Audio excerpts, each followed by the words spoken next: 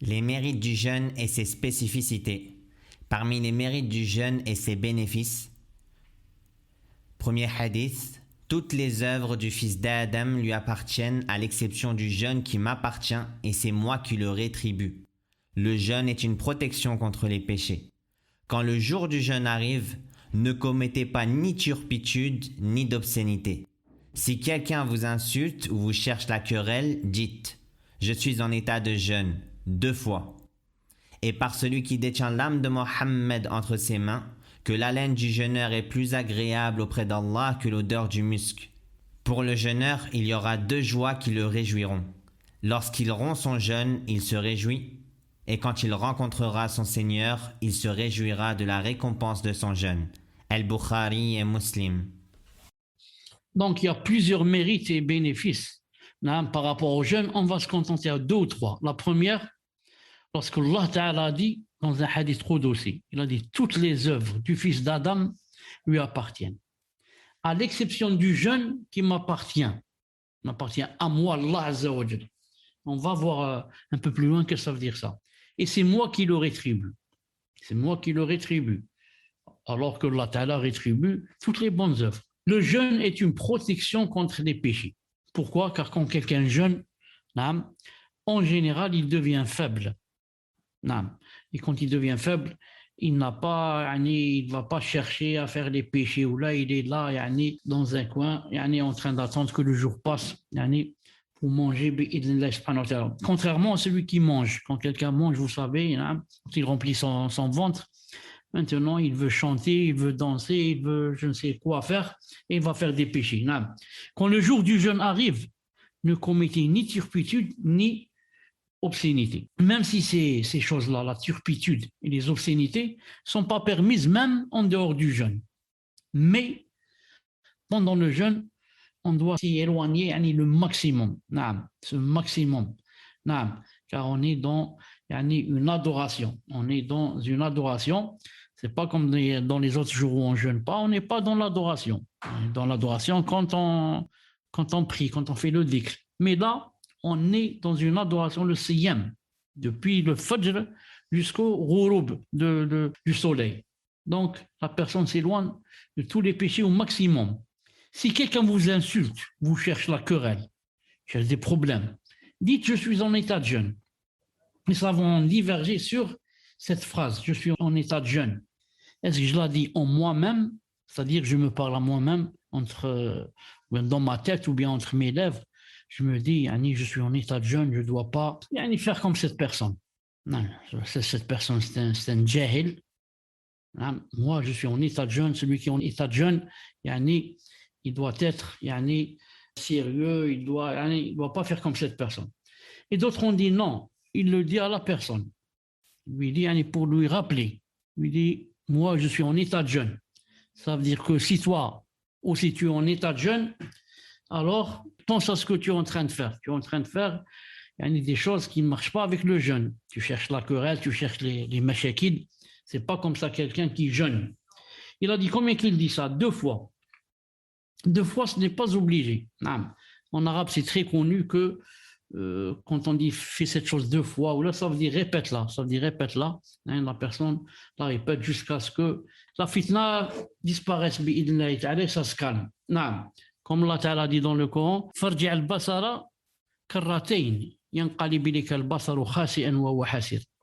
Allah Ta'ala dit regarde dans le ciel, il a dit 2 fois karratayn, ça veut dire fais-le plusieurs fois pour voir est-ce qu'il y a par exemple des trous dans le ciel ou là, il n'y en a pas. Mais la phrase elle dit 2 fois, c'est connu chez les Arabes. Si on dit cette chose, ça ne veut pas dire que c'est spécifiquement 2 fois. Ensuite, il jure, le prophète, et par celui qui détient l'âme de Mohammed. Nous, sans qu'il jure, on le croit. Sallallahu alayhi wa sallam. Il jure sur quoi? Que l'haleine du jeûneur est plus agréable auprès d'Allah que l'odeur du musc. Donc, l'haleine du jeûneur par rapport à nous, elle est mauvaise. Mais nous, on voit aussi par rapport à Allah, par rapport à Allah, elle est plus agréable que l'odeur du musc. Subhanallah al-azim. Pour le jeûneur, il y aura 2 joies qui vont le réjouir. La première, lorsqu'il rompt son jeûne, il se réjouit. Pourquoi? Parce qu'il va manger. Et ça, c'est une fitra, prédisposition naturelle. Toute personne qui a jeûné va se réjouir quand elle va manger le soir. Va se réjouir, il est content de manger, alhamdoulilah. C'est une grande ni'ma. Et la deuxième joie et la plus importante, quand il va rencontrer son Seigneur, il va se réjouir de la récompense du jeûne. Une récompense immense. Une récompense immense. Donc, si on va voir le contraire, et celui qui ne jeûne pas, quand les gens vont rompre le jeûne, sûrement qu'il ne va pas se réjouir puisqu'il n'a pas jeûné. Même si peut-être dans son cœur, il va avoir des remords, peut-être s'il est vraiment croyant. Parce qu'il sait qu'il est dans la faute et qu'il a fait un grand péché. Donc il ne va pas se réjouir quand il va manger. Pourquoi? Parce qu'il a déjà mangé toute la journée. Et même s'il n'a pas montré, par exemple, à ses parents ou là, il fait semblant de manger, comme quoi il a faim. Mais dans son cœur, il sait que ce n'est pas vrai. Et il n'a aucune joie, rien, aucune joie. Et la deuxième mouchkila, quand il va rencontrer son Seigneur. Donc celui-là, ce jour-là, il ne va pas se réjouir, mais vraiment, il va se mordre les doigts et regretter de ne pas avoir jeûné. Regretter de ne pas avoir jeûné quand il va voir ce que va donner Allah Azza wa Jal aux jeûneurs bi'idnillahi ta'ala. Hadith numéro 2. Quiconque jeûne le mois de Ramadan avec foi et en espérant la récompense verra ses péchés antérieurs pardonnés. Al-Bukhari et Muslim. Donc quiconque jeûne le mois de Ramadan, regardez ce qu'il a ajouté. Avec foi et en espérant la récompense. Celui-là verra ses péchés antérieurs pardonnés. On va voir qu'est-ce que ça veut dire avec foi et en espérant la récompense. Ce qui est voulu par la foi, c'est de croire au caractère obligatoire de son jeûne. Car une personne peut jeûner, mais sans mettre dans le cœur que c'est obligatoire de jeûner. On va dire par exemple, c'est juste bien de jeûner. C'est nafila. Si je veux jeûner, je jeûne. Je jeûne pas, je jeûne pas. Non. Il faut jeûner avec foi, c'est-à-dire en mettant dans le cœur que c'est obligatoire et que si je ne jeûne pas, j'ai fait un grand péché. Ça veut dire avec foi. Parce que peut-être des gens vont jeûner pendant le Ramadan, ils vont dire c'est une occasion de maigrir. Donc je vais jeûner. C'est possible que la personne maigrisse en jeûnant. Mais il faut qu'elle mette dans la niya que c'est obligatoire de jeûner. Maintenant, si je vais maigrir ou pas maigrir, ça c'est autre chose. Mais le muhim, la niya. Je vais jeûner Ramadan en mettant dans la niya que c'est obligatoire de jeûner. La deuxième. Et ce qui est voulu par l'espoir, c'est la demande de la récompense de la part d'Allah Ta'ala.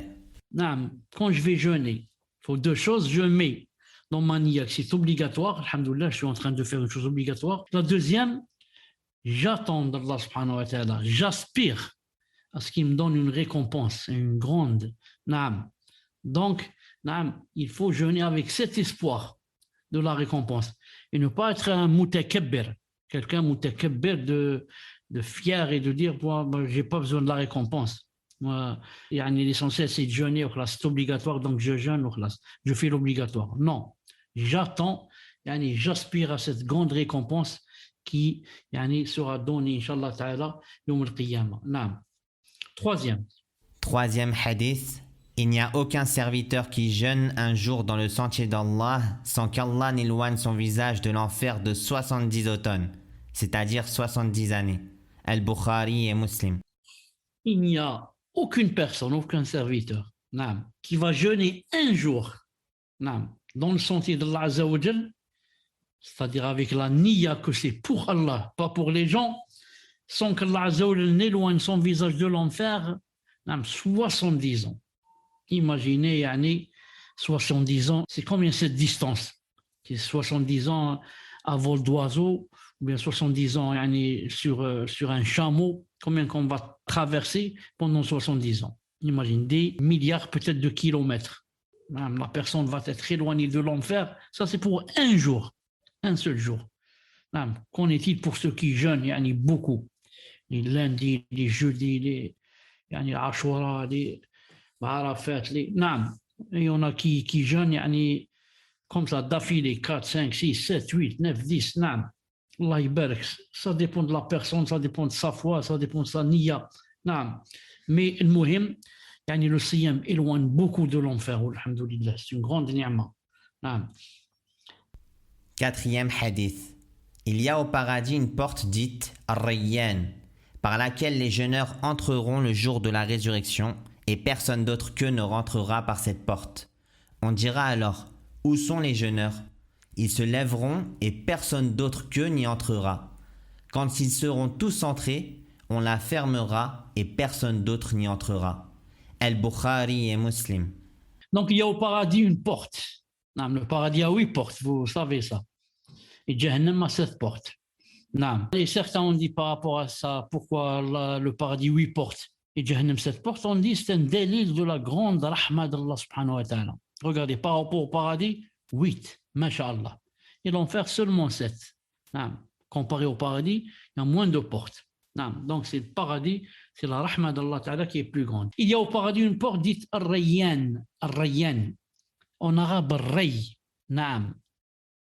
Irtawa.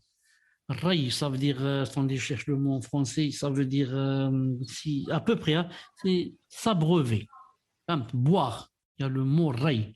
Naam. Donc, c'est pour ça que ça s'appelle Rayyan. Parce que vous savez que le plus important pour le siyam, c'est quoi le jeûneur? C'est qu'il a soif, beaucoup plus qu'il a envie de manger. Imaginez ceux qui vivent dans les pays chauds, ceux qui vivent dans le désert, ceux qui vivent dans le Sahara. Non, imaginez. Déjà, sans cela, on a beaucoup soif. Qu'en est-il pour ceux qui habitent dans ces contrées? J'ai dit, c'est pour cela il s'appelle Rayyan. C'est-à-dire, vous allez boire bi'illah subhanahu wa ta'ala, à part ce qu'il y a d'autre chose. Donc, il y a une porte dite Rayyan par laquelle les jeûneurs entreront le jour de la résurrection. Et personne d'autre qu'eux ne rentrera par cette porte. Seulement les jeûneurs. Subhanallah al-Azim. Donc, ils se lèveront et personne d'autre qu'eux n'y rentrera. Quand ils seront tous entrés, on la fermera et personne d'autre n'y entrera. C'est une porte spécialement pour les jeûneurs. Qu'est-ce que ça veut dire pour les jeûneurs?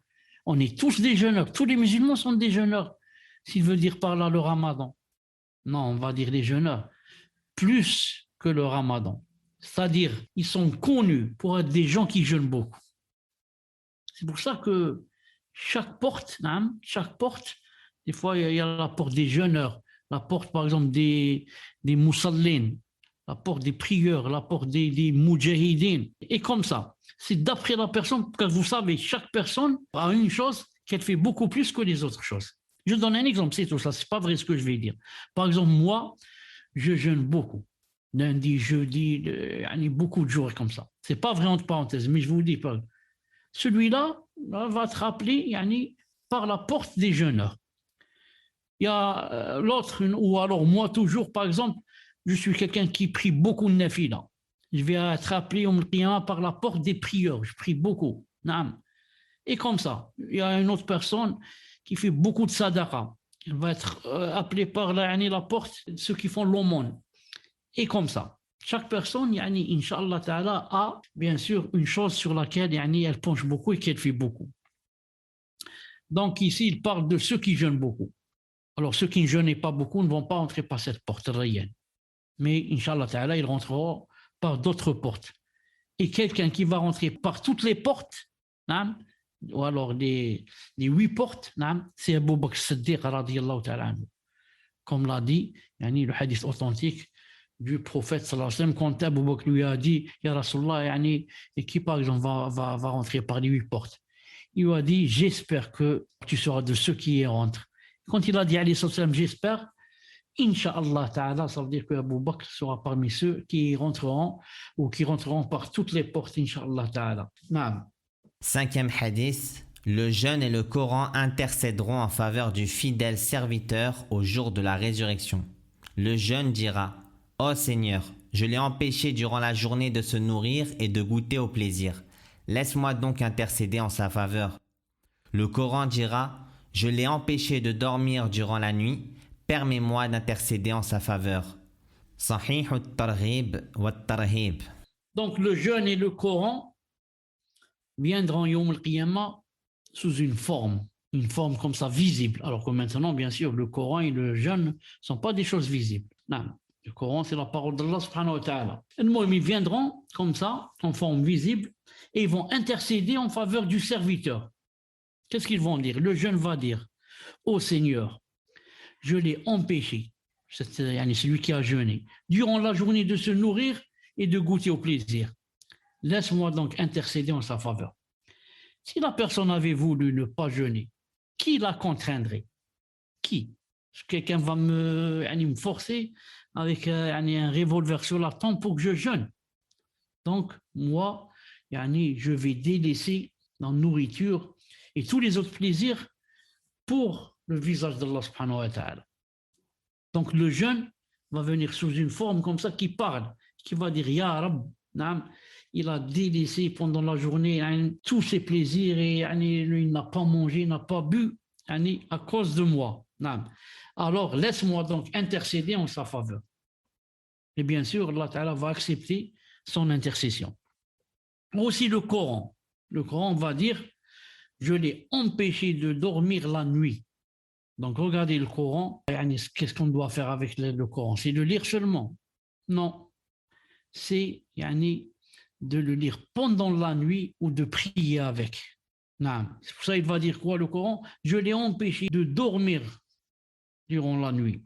Dormir durant la nuit, c'est très important. Ce n'est pas facile de jeter la couverture pour aller faire le wudu, pour prendre le Coran et lire. Ou alors pour prier avec, ce qui est mieux encore. Donc, comme je l'ai empêché de dormir la nuit, Ya Allah, permets-moi d'intercéder en sa faveur. Allah subhanahu wa ta'ala va accepter, Inch'Allah ta'ala, l'intercession. Tfaddal. 6e hadith. Toute bonne action des fils d'Adam sera multipliée. La bonne action en vaut 10 en récompense et peut être multipliée jusqu'à 700 fois. Allah Ta'ala dit, sauf le jeûne, car il est à moi, et c'est moi qui en accorde la récompense. Il, entre parenthèses l'homme, abandonne son désir et sa nourriture pour moi. Muslim. Dans ce hadith, il est dit, toute bonne action de Bani Adam, des fils d'Adam, sera multipliée. Il n'y a pas en islam faire une action, donc on a une récompense. Cheikhana. Fadal.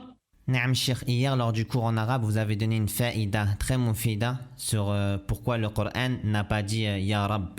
J'y ai pensé maintenant, ensuite j'ai dit peut-être je la donne pas. Mais si tu veux que je la donne, je la donne. Barakallah, fait comme Cheikh. Nous un peu marche arrière ici. Remarquez avec moi. Dans le 5e hadith, le jeûne et le Coran intercéderont. En faveur du serviteur, etc. Le jeune, qu'est-ce qu'il va dire? Oh Seigneur, Ya Rab, je l'ai empêché, kada kada. Ici, il n'a pas dit le Coran dira Ya Rab au Seigneur. Pourquoi? Parce que le Coran, c'est la parole d'Allah subhanahu wa ta'ala. La parole d'Allah subhanahu wa ta'ala. Le Coran, c'est un attribut. Et la parole d'Allah subhanahu wa ta'ala, c'est un attribut de l'être. Et un attribut de l'essence. C'est la même chose, l'être ou l'essence, et un attribut c'est-à-dire de l'acte aussi, de l'acte. C'est pour ça, on ne peut pas dire le Coran, il va dire ô mon Seigneur. Le Coran, c'est lui-même un attribut d'Allah subhanahu wa ta'ala. C'est pour ça qu'il est dit directement, je l'ai empêché de dormir, etc. Et dans une autre version, même authentifiée par Al-Albani, il y a cette phrase « Ô Seigneur » ici. Le Coran dira « Ô Seigneur ». Mais ça, c'est le plus vrai de dire directement sans « Ô Seigneur ». C'est pour cela que ceux qui ont dit ici, on va dire « Ô Seigneur » d'après les autres riwayat. Donc ici « Ô Seigneur », c'est par rapport au Coran quand il va venir sous une forme. Quand il va venir sous une forme, cette forme peut dire « Ô Seigneur ». Mais si on parle du Coran lui-même, c'est Kalamullah Azza wa Jal, c'est la parole d'Allah Azza wa Jal. Il est incréé. Donc il ne va pas dire Ya Rab, ô mon Seigneur. C'est pour ça qu'Abdullah ibn Abbas a entendu quelqu'un dire Ya Rab al-Qur'an, ô Seigneur du Coran, donne-moi telle et telle chose. Abdullah ibn Abbas lui a dit tais-toi. On ne peut pas dire Ya Rab al-Qur'an, au Seigneur du Coran. Parce que le Coran est incréé. Si tu vas dire Rabb al-Qur'an, ça veut dire que tu as dit que le Coran est créé. Comme tu dis, Rabb, Seigneur des étoiles, Seigneur de ce monde, Seigneur de la mer, naam, Seigneur des humains. Tu ne vas pas dire Seigneur du Coran, Seigneur de la parole d'Allah. Non, voilà, Inch'Allah Ta'ala, donc, pour la faïda avec d'hier. Jazakumullah khan, Cheikh. Naam, Cheikh. Barakallah fikum, Cheikh. Donc, chaque récompense, naam, ça commence par une, naam, quand on fait une bonne action, naam, ça commence par, on peut avoir jusqu'à 10 et monter jusqu'à 700. Jusqu'à 700. Une récompense, une bonne œuvre, c'est déjà 10, naam, jusqu'à 700. Il a dit, sauf le jeûne, car il est à moi et c'est moi qui en accorde la récompense. Le serviteur abandonne son désir et sa nourriture pour moi. Donc, qu'est-ce qu'il veut dire ici? Il veut dire que c'est plus de 700 fois. Toutes les choses, c'est de 1 ou alors de 10 jusqu'à 700 fois. Toutes les bonnes œuvres. Il a dit, sauf le jeûne. Il veut dire par là, il est à moi. Et c'est moi qui en accorde la récompense. C'est-à-dire sa récompense, on ne peut pas la compter. On ne peut pas la compter. Il montre pourquoi. Il dit, il abandonne son désir et sa nourriture pour moi. Il abandonne son désir et sa nourriture pour moi. Donc, tous les désirs, il les abandonne pendant le Ramadan, même des choses naturelles, il les abandonne à cause de moi. Le désir, par exemple, ici, d'approcher son épouse, par exemple, et encore, c'est pas la peine de parler des gens qui, ils demandent pendant le Ramadan, et dit s'il peut obtenir son désir avec sa main, si tu penses à ça, Ramadan, le mois du dhikr, du siyam, du tasbih, de lire le Coran, si on peut le finir 3-4 fois pendant le mois, lui, il pense à autre chose. Il pense à ses désirs sexuels et je ne sais pas ce qu'il fait avec sa main ou ce qu'il ne fait pas. C'est pour ça que les ulama, ils ont divergé par rapport à celui qui fait cette chose avec sa main pendant le Ramadan, si ça annule ou ça n'annule pas. Cheikh Ibn Uthaymin a dit non. C'est haram. C'est haram de refaire le jour. Pourquoi? Parce qu'il a dit, qu'est-ce qu'il a dit? Il a dit, il abandonne son désir pour moi. Et celui-là n'a pas abandonné son désir. Il a fait son désir. Donc, on va voir pourquoi. Pourquoi il a dit, car il est à moi et c'est moi. Quelle faïda aussi on peut tirer de ça? Il y a là un éminent point bénéfique évoqué par le Cheikh Ibn al-Uthaymin, alayhi rahmatullah, dans son explication de Riyad al-Salihin. Le Cheikh, qu'Allah lui fasse miséricorde, a dit: la signification est que le jeûne est spécifié par Allah subhanahu wa ta'ala d'entre le reste des œuvres, car il est la plus grande adoration à tout niveau. En effet, c'est un secret entre la personne et son Seigneur, car on ne sait pas quand la personne jeûne ou mange alors qu'il est en compagnie des gens. C'est pourquoi il s'y trouve une plus grande sincérité. Allah l'a donc choisi parmi toutes les œuvres. Allah Ta'ala a choisi le siyam. Pourquoi? Personne ne sait. C'est un secret entre la personne et Allah Azza wa Jal. Tu peux rester avec une personne toute la journée. Ensuite, le soir, tu lui dis, bon, on se rencontre demain, Inch'Allah, et tu pars chez toi, il ne sait pas que tu es en jeûne ce jour-là. Je parle surtout de nafila, c'est un secret entre toi et Allah subhanahu wa ta'ala. Plus la personne cache, plus c'est mieux. Plus c'est un délit de la sincérité. Délit de la sincérité. C'est pas il va s'asseoir avec quelqu'un, ensuite il va dire vraiment j'ai un peu la tête qui tourne, juste pour que la personne lui dise pourquoi. Qu'est-ce qu'il y a? Tu as la fièvre? Oui, non, je jeûne aujourd'hui. Aujourd'hui, j'ai jeûné, c'est jeudi. C'est pas comme ça. C'est pas comme ça, self. Plus tu caches, plus c'est mieux. Donc, il a dit, car on ne sait pas quand la personne jeûne ou mange alors qu'il est en compagnie des gens. Tu peux rester avec des gens toute la journée, mais sans qu'ils sachent que tu as jeûné ce jour-là. Donc, il s'y trouve une plus grande sincérité. C'est pour ça qu'Allah l'a choisi parmi toutes les œuvres. Certains savants ont dit: sa signification est qu'Allah subhanahu wa ta'ala, le jour de la résurrection, s'il incombe à la personne des droits dus à des injustices faites aux serviteurs, on prendra des bonnes actions du serviteur, sauf le jeûne.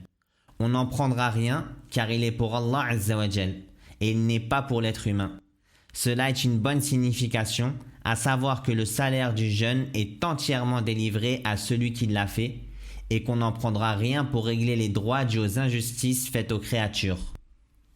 Naam, il veut dire ici que, puisque Allah Ta'ala, naam, il a dit que, sauf Siyam, il a dit, il est pour moi. Il a dit, vous vous rappelez, naam, quand il a dit, il est pour moi. La signification spécifique un peu plus haut, sauf le jeûne, car il est à moi. Il est à moi et c'est moi qui en accorde la réponse. Elle dit la phrase, car il est à moi, en parlant du jeûne, car il est à moi.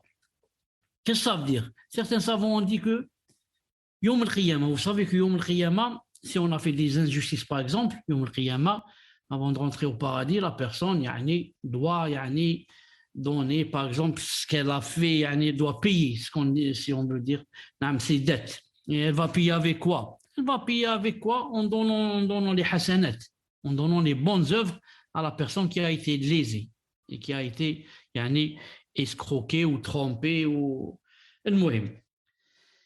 Donc on va prendre les hasanat. Les hasanat viennent de quoi?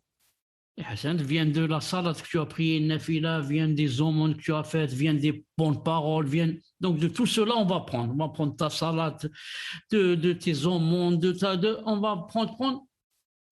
Peut-être la personne maintenant n'a plus de hasanat, il lui reste seulement les hasanat du siyam. Non, les hasanat du siyam, Allah Ta'ala ne va pas les donner. Même si l'autre, la personne lésée est en droit, elle demande qu'elle prenne les hasanat, mais on ne va pas lui donner. Pourquoi? Car Allah Ta'ala dit, sauf le siyam, il est à moi. Tu ne peux pas prendre une chose d'Allah Azza wa Jal et payer avec les dettes. Tu dois payer les dettes avec les choses qui t'appartiennent à toi. Le siyam ne t'appartient pas. Il a dit, sauf le siyam, il est à moi. Donc ça, c'est une ni'ma. C'est-à-dire que la personne, même si elle a été lésée, qu'elle n'ait pas le droit de prendre de tes hasanat si elles proviennent de quoi? Si elles proviennent du siyam. Au moins, il te reste quelques hasanat. Sinon, elle peut tout prendre. Pour les personnes qui ont fait beaucoup de dhulm et qui ont beaucoup de dettes et qui... Tfaddal.